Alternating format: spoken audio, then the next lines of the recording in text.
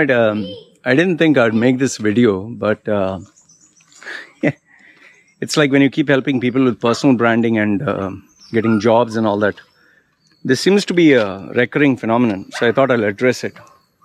Now, this video is important for any one of you who is thinking of developing his personal brand or seeking new opportunities or looking to earn more money. Okay? I'll give you 3 examples. Now, the first one is, when people send me their CVs or they send me their profile and they tell me that I've emailed it to everyone, there is no response, nobody is getting back to me, and so immediately I tell them, okay, send me your CV, let me have a look. So when I see the CV, it's obvious that CV or their profile or whatever, let's say even you're a freelancer, you're offering your services. So after I look at that, I tell them, see, listen, the problem is not the market, the problem is you. So then they always ask me this question if they're not my client: which part of the CV is a problem or which part of the profile? So before I used to wonder, like, how do I answer this question? Because what they are trying to do is trying to get a free service from my side. Okay, change this, change that, change this. Okay. So the solution, what I found out here finally is, hi doggy, how are you? So finally the solution, what I found out is, I tell them, okay, this is your CV, this is your profile, whatever. Now here's my question to you. I'm a decision maker, me. I want you to imagine I'm a decision maker. Tell me which part of your CV should I be looking at to be convinced that I need to get in touch with you, or I need to call you for an interview, or you're the right candidate. Which part of the CV? Just show me which one. There is so many things, so much of data, so many paragraphs and so much of information. Which part?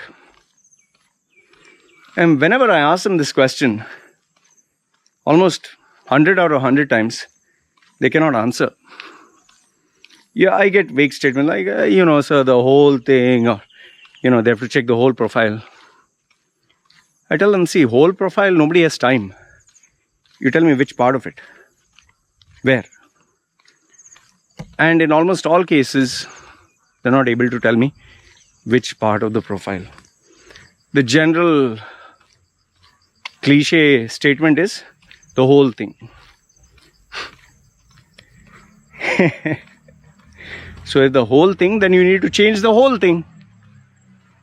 See, ask yourself, nowadays when you send WhatsApp messages, you send a WhatsApp message to the point, correct? You send a WhatsApp message to the point. Hi, how are you? I need this. Okay.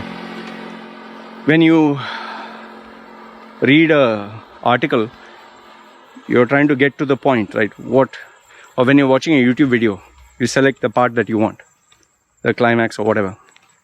All right. So now when you know that you're aware of the fact that people like to keep it short, to the point, your profile or your resume or your offer should also be the same, right? You're using the same logic when selecting things. You don't think people use the same logic on you? Okay, that's number one. So the first value added thing I want to leave you through this video point is which part of your profile or resume or offer the person should look at and be convinced that they should call you or get in touch with you. If you can't answer that, if you don't know, the market doesn't know. Don't expect the market to know if you don't know. So that's number one. Okay. Point number 2.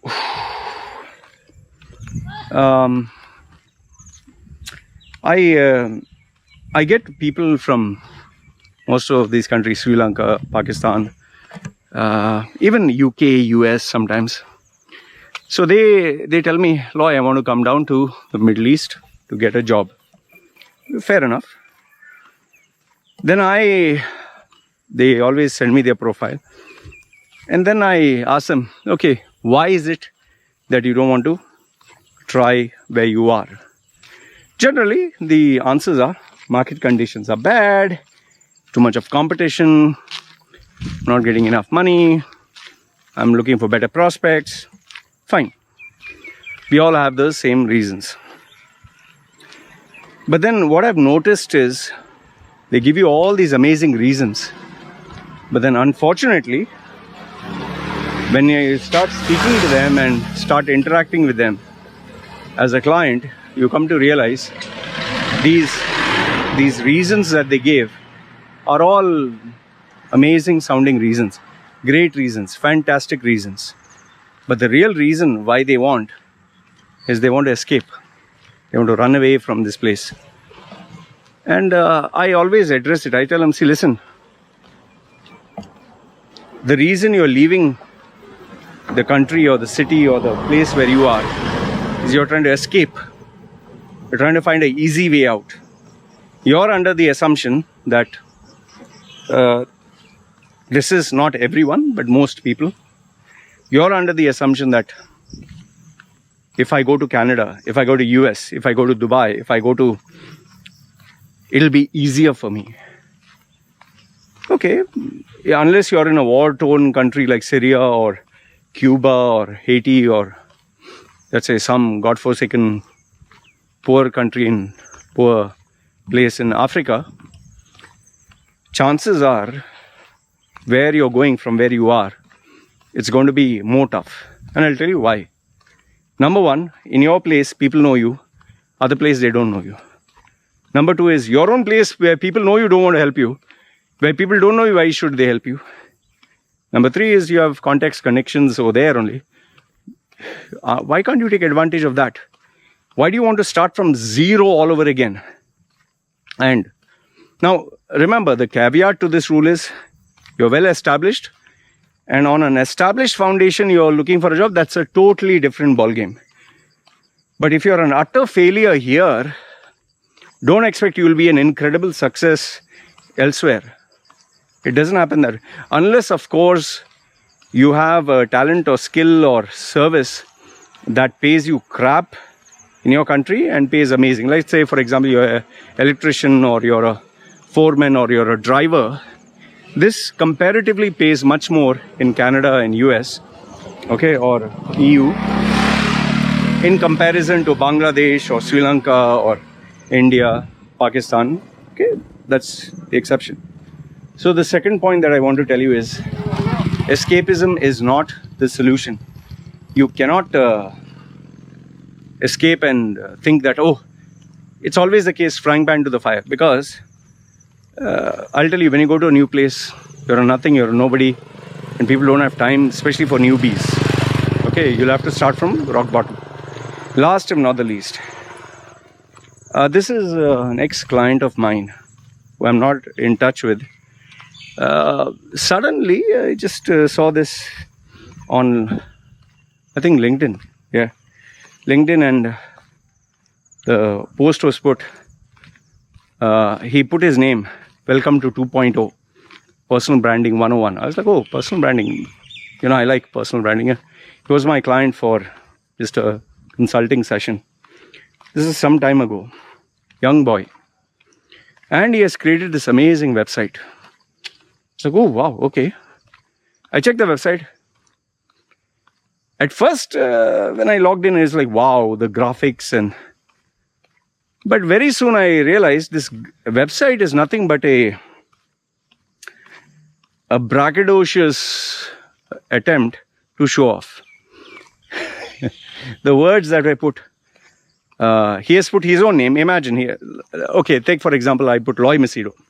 I say, Loy Macedo is a legend. I am saying in the third person, Loy Macedo is a legend. He is one of the iconic masterpieces of today's era. so from bombastic words, from the colloquial steps of nothingness to the pinnacle of connoisseuric elegance and eloquence, and oh my goodness, my brain got complete twisted. I was like, oof, what hi-fi words I had to literally check the thesaurus, and he's with a suit like this, and next one is with a car and like this, and nice website. But it is so obvious that he is a young man who's trying to show off. He's just trying to tell the world, look, my thing is big. I have a really big thing. See, the thing is, I don't believe in giving unsolicited advice. You don't ask me, I don't tell you. Okay? And if you're not my client or not booked a session, I'm not going to contact you and tell you, see, listen, you're fucking up. I shared the website with a couple of the people I knew well off. They're like, what the fuck is this? You know, you're just trying to show your dick is big. Same. This is, and another one, a female, was like, is he fucking feeling okay? Like, it reeks of insecurity and, you know, low self-esteem that he has to brag. It's so obvious it's fake. And so, see, the point I'm trying to tell you, personal branding is not about I'm big, I'm mighty, I'm smart. It's not about a website. It's not about showing off. Yes, people do that on social media. Expensive cars, good babes, nightclubs, expensive clothes. They travel around the world and take photographs. I'm in this 5-star hotel, this limitless pool. Cabin crew people used to do that. But they show the pool and they show the 5-star food and they show the, oh, I'm in Rome, I'm in Italy, I'm in France, I'm in Germany. But then, sir, would you like tea, coffee, sir? And then when the job doesn't exist, finish. I know some of the cabin crew members now, they're working as hotel staff and all that back in their home country, and glamour is over. See, you can show off and fool the world, and you're only fooling yourself. You're not fooling the world. Yes, maybe a few likes, maybe a few whatever. Rest, everything is just total BS, man. Anyway, I just thought I'd let you know that these are the 3 serious mistakes people are making where personal branding or wanting to earn more money is concerned. Number 1, to summarize, number 1, what exactly should the person be looking at? Get to the point. Don't put so much of information. The person is like, where do I look? And don't put anything that doesn't add value. Number 1. Number 2, don't think that situation here is shit. I go there, situation will be much better. So sometimes we leave frying pan to the fire. I remember one girl from Thailand here. She wanted a better life. So the day she got the visa, she went. She was so happy and she was showing off. Guess where did she go? Hong Kong. Guess what happened later on? The protests, plus everything. And last and not the least, personal branding is about providing value. Because at the end of the day, fine, you can show you're high, you're mighty. The market decides what's the pricing. You can decide, oh, you'll pay me $200 an hour, $1,000 an hour, $10,000 an hour, whatever you can decide. The market is not willing to pay, you get fucked. So the market decides your value. Personal branding is all about perception. Your perception that the world has. And what they perceive as your value. So don't icon and legend and legendary eloquence and connoisseur and Arey Baba, it's like instead of saying mota set, no, parota keema. Oh, succulent meat with the unleavened bread.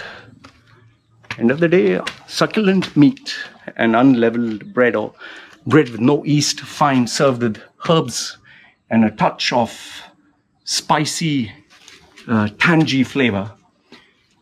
This is parota keema. Okay.